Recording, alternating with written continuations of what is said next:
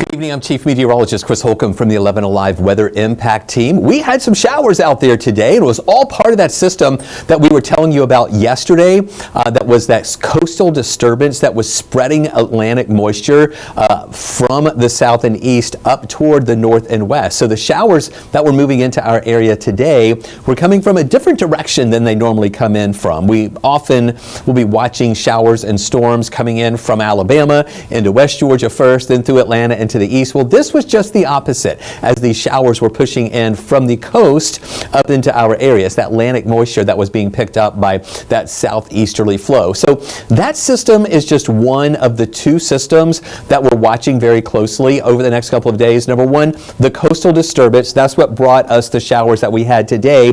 The other system we're watching is a storm system to the west, in the Midwest, that will eventually move our way. It's not really a fast mover though, but it is the next system that we'll be watching that will move in, we think, by late Friday into early on Saturday. That is going to give us the potential for some storms around. We're going to break down really both of these systems for you as we're chatting here over the next few minutes on this extended weather update here on 11 Alive Plus and Weather Impact 24/7. By the way, for those of you watching right now on YouTube, if you will, we're glad you're watching us there on YouTube, but we would also like to ask you to download 11 Alive Plus on your television, and so you can get a sample of what we do here on 11 Alive Plus and Weather Impact 24/7. And we have great weather content, not only doing these 15-minute long special weather updates numerous times during the day, but also a lot of other great weather content on there. Plus, you can take a look at live radar almost any time of day there, 24/7. So be sure to do that and download 11 Alive Plus on your television. It is free to stream for free as well. Here's a look at what we're watching with those showers that have been moving in, and you see that flow coming out of the southeast moving up toward the northwest. That's what brought these showers in, and then a lot of these really started breaking up as it moved closer to the Atlanta area. We did get some rain here. We got about 1/4 of an inch of rain here today when those showers moved through. We still have a few of them left, some of these up here in the northern parts of Forsyth County and into Dawson County, where we've got still some light showers that are occurring there. More of those showers pushing up to the north and west, and even still a few sprinkles here on the east side, so that still could move through the city as well, but nothing too strong out there right now. And as we mentioned, it's part of that disturbed weather, or this area of disturbance there off of the Georgia coastline. And you can kind of see the flow with that here, bringing in that Atlantic moisture to South Carolina. It was bringing that Atlantic moisture into central Georgia and up into the Atlanta area. That will continue to calm down, though, as we go through the rest of the evening and overnight hours. And really, tomorrow is going to be a mainly dry day here, with only a 20% chance maybe of an isolated shower that could develop. Now, we're also watching this. We have these showers and storms in the Midwest, stretching from parts of Missouri and into Illinois. That moves down into Arkansas. Nothing really severe with that right now. There's a low risk for some isolated stronger storms that could develop along that line. And then also more storms back into from New Mexico, moving into parts of Texas here, where we have some stronger storms there, severe thunderstorm watch, and also some severe thunderstorm warnings there that are pushing into parts of Texas. So all of this is going to be interesting to watch here, because we'll see this entire system getting closer to us, and that is what is going to bring us our next rain chance and potential storm risk later in the day here on Friday. Here is a live look right now at Truist Park, and if you were, let me go back to that picture there. We did have a rain delay for the beginning of the game, and that's what we were talking about at 4, 5, and 6 o'clock, thinking that some of those showers would linger for the beginning of the game, but then we thought that they would get that game going. They did get the game going now, so you can see the fans in the stands. We'll just have to watch maybe a couple of those other little spots there. I'm sorry, I don't know why that camera's not coming in. Oh, that's the airport camera, where they don't have any delays, but the wrong input is in there for that. Here's another view of what we're watching. This is our tower cam at Arizona Avenue, looking over toward the west. Still some clouds there, but look at this. Clouds trying to break up somewhat as those showers are also breaking up in our area too. Now, let's take a look at the severe weather threat for the rest of the nighttime hours. earlier when we were showing you this, we had a light green color here that was pretty much along the Mississippi River, and that's where we saw some of those showers that were developing, but we no longer think that those are going to turn severe. So the Storm Prediction Center has taken that level 1 risk away. But remember, I showed you those storms that were out in parts of New Mexico and into Texas.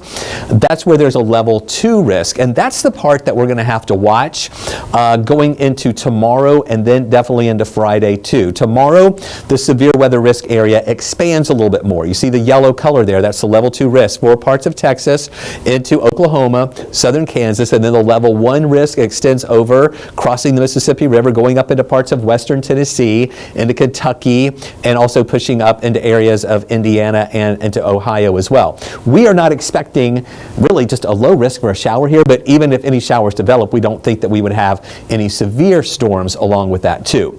Then on Friday, we see this yellow area expand out a large part there, even extending into parts of northwest Georgia. Now, when you see this, I don't want you to be overly alarmed by it. I just kind of want you to be aware of this. This is a really conditional level 2 risk. And when I say that, I mean it depends on if that system out to the west is even going to make it here or hold together to turn severe. But they have outlooked us in that level 2 of 5 risk, including the metro area. I really think that should be more into northwest Georgia. So the whole thing is, I'm saying over the next couple of days, just keep an eye on this, and I really think that these threat areas may change a little bit as we get into more data in and as we can see how that system is reacting as it moves almost halfway across the country.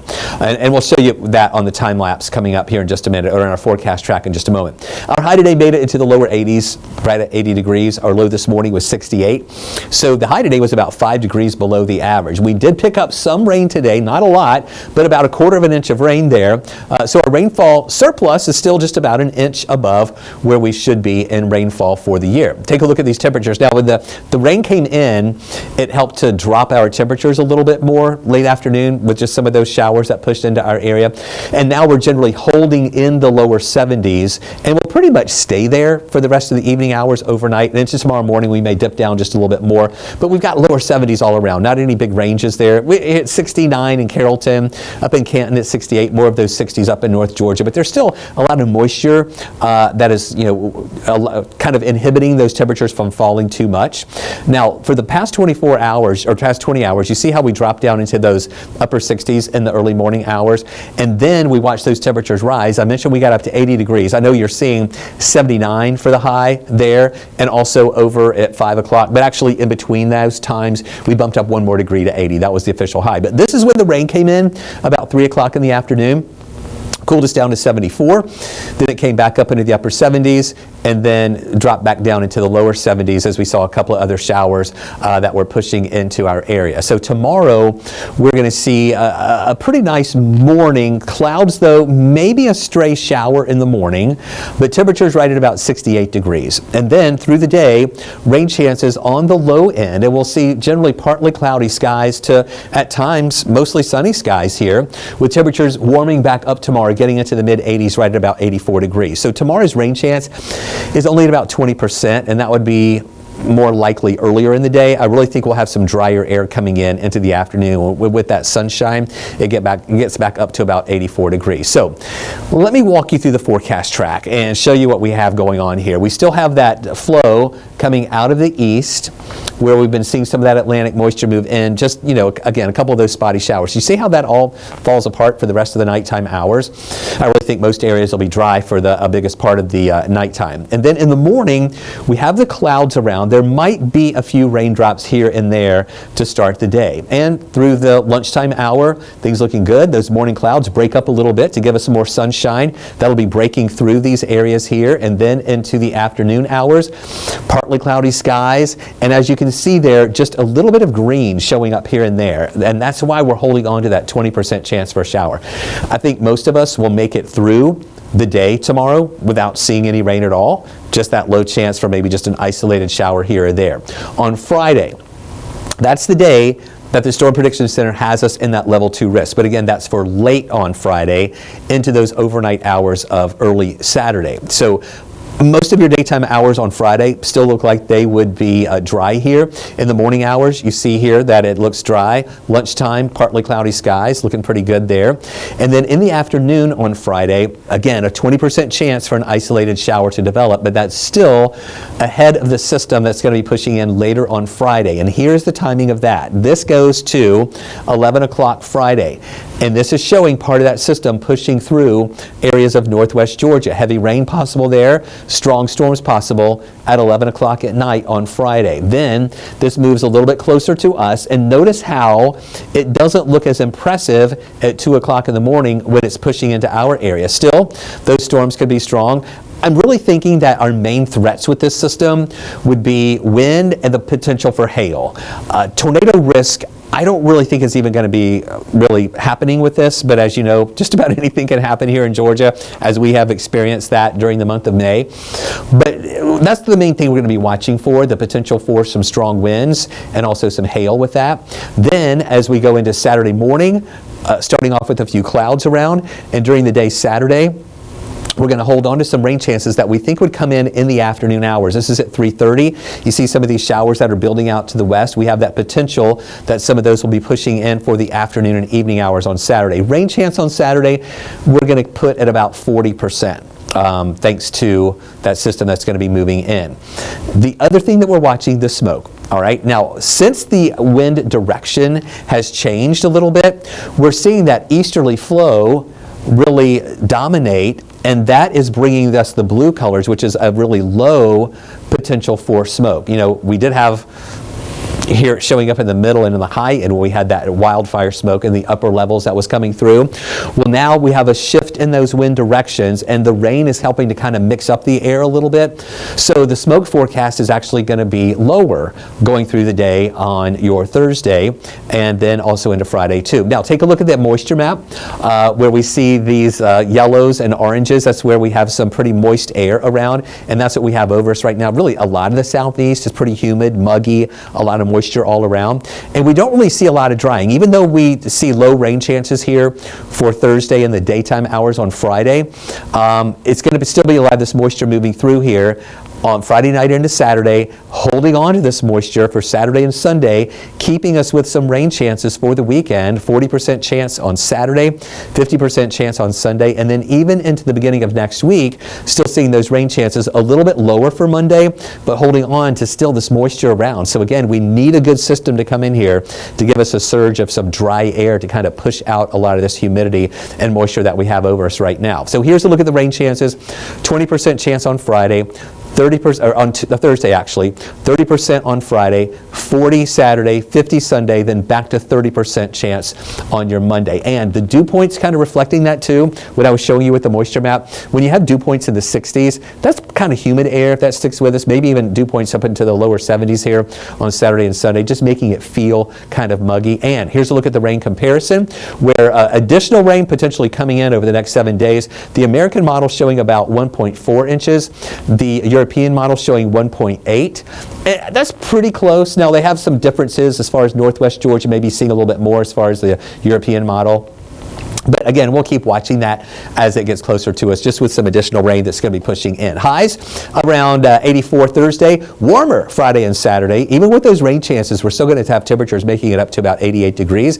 And then 84 for a high on Sunday, 85 here on your Monday. The European model showing that moisture that's really just going to kind of be sticking around with us going through the next few days here. Some dry periods here and there, but really no big surges of dry air pushing in to totally take away those rain chances. So what we see is what we get with scattered showers pretty much each and every day here for a while. So here's the 7-day forecast, and you'll see there that we have that low rain chance Thursday, Friday a 30% chance for showers, and then up to 40% Saturday, 50% chance on Sunday. We have the warm days on Friday and Saturday with highs right around 88 degrees, and then back down to 84 on Sunday when the rain chances are up to 50%, and then a 30 to 40% chance for showers as well Monday, Tuesday, and Wednesday. Temperatures generally there in the mid-80s. So again, when you look at this 7-day outlook, I know that you see a lot of raindrops there and a lot of those thunderstorm symbols.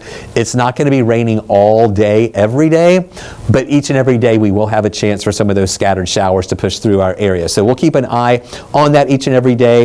At this point, the severe weather threat doesn't really look that outstanding, but on Friday night into Saturday, we'll watch for some severe storms possible. And again, for the weekend, we'll have to watch for some thunderstorm activity that could be developing out there as well. So we hope you enjoyed this extended outlook here on 11 Alive Plus and Weather Impact 24/7. We will do these often whenever we see weather, good weather or bad weather in our area.